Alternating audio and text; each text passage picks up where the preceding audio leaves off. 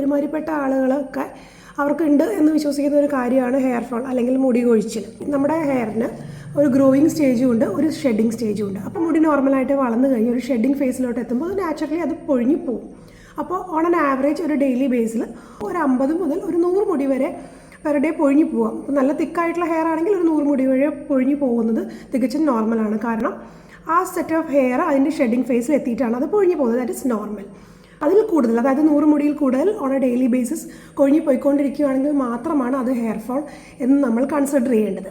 അതായത് 100 മുടിയിൽ കൂടുതൽ പെർ ഡേ കൊഴിയുന്നുണ്ടെങ്കിൽ നിങ്ങൾ മനസ്സിലാക്കേണ്ട ഒരു കാര്യം എന്ന് പറഞ്ഞാൽ there is some reason behind it. ഒരു കാര്യമില്ലാണ്ട് നമ്മുടെ തലയിലെ മുടി കൊഴിഞ്ഞു പോവില്ല. അതായത് ഷെഡിങ് ഫേസിലെത്തി മുടി കൊഴിഞ്ഞു പോകുന്നത് നോർമലാണ്. ദാറ്റ് ഇസ് ഒരു 50 മുതൽ ഒരു 100 മുടി വരെ മാക്സിമം. നല്ല തിക്കായിട്ടുള്ള ഹെയർ ഉള്ള ആൾക്കാണെങ്കിൽ 100 മുടി വരെ കൊഴിഞ്ഞു പോകാം. That is normal. പക്ഷെ അതിൽ കൂടുതൽ നിങ്ങളുടെ മുടി പൊഴിയുന്നുണ്ട് എന്ന് തോന്നുകയാണെങ്കിൽ മനസ്സിലാക്കേണ്ട കാര്യം there is some reason behind it. എന്താണ് ഹെയർ ഫോളിൻ്റെ കോസ് എന്ന് ഐഡൻറ്റിഫൈ ചെയ്യാം. ഓയിലോ പാക്കോ ഷാമ്പൂ മേടിച്ച് യൂസ് ചെയ്തുകൊണ്ട് നമ്മുടെ ഹെയർ ഫോൾ മാറില്ല. ബിക്കോസ് അതിൻ്റെ പുറകിൽ ഒരു ഹിഡൻ ആൻഡ് മെയിൻ റീസൺ ഉണ്ട്. അപ്പോൾ ആ റീസൺ എന്താണ് എന്ന് ഐഡൻറ്റിഫൈ ചെയ്യുക, പ്രോപ്പർലി അഡ്രസ്സ് ചെയ്ത് ട്രീറ്റ് ചെയ്ത് ക്യൂർ ചെയ്യുക. അതാണ് ഫസ്റ്റ് ചെയ്യേണ്ടത്.